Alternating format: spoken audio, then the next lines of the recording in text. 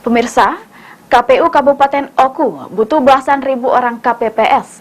Rekrutmen akan dilakukan 11 Desember mendatang dengan kriteria KPPS yang melek teknologi, khususnya dalam penggunaan handphone berbasis Android.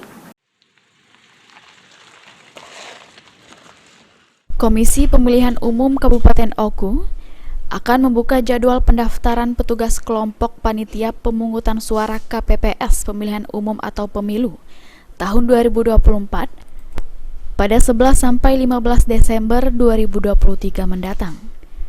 Untuk wilayah Oku dibutuhkan sebanyak 11.000 lebih petugas KPPS untuk bertugas di 1.225 tempat pemungutan suara. Ketua KPU Oku, Naning Wijaya menjelaskan, syarat untuk menjadi KPPS yang paling mendasar yakni lulus sekolah menengah atas atau SMA, melampirkan surat kesehatan dan tidak terlibat dalam keanggotaan partai politik. Maksimal usia 55 tahun, tidak ada seleksi akademis, yang ada hanya pemeriksaan kelengkapan administrasi sesuai persyaratan. Kendati demikian, setiap KPPS wajib memiliki handphone berbasis Android untuk menunjang kinerja tugas dan fungsinya dalam melaksanakan tugas. KPPS tentu bisa segera dilantik di Januari 2004 tanggal 25 Januari.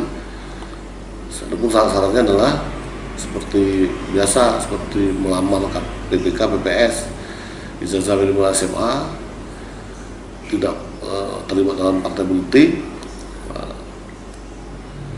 surat keterangan sehat jasmani dan rohani, dan minimal usia 17 tahun dan maksimal 55 tahun.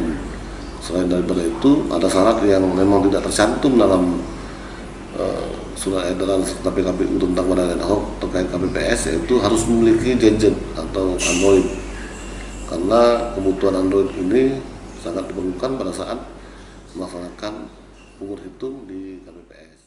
Dijelaskan saat perekrutan KPPS ini memang untuk perekrutan KPPS pada pemilu tahun 2024 ini sedikit lebih ketat, terutama terkait dengan persyaratan kesehatan.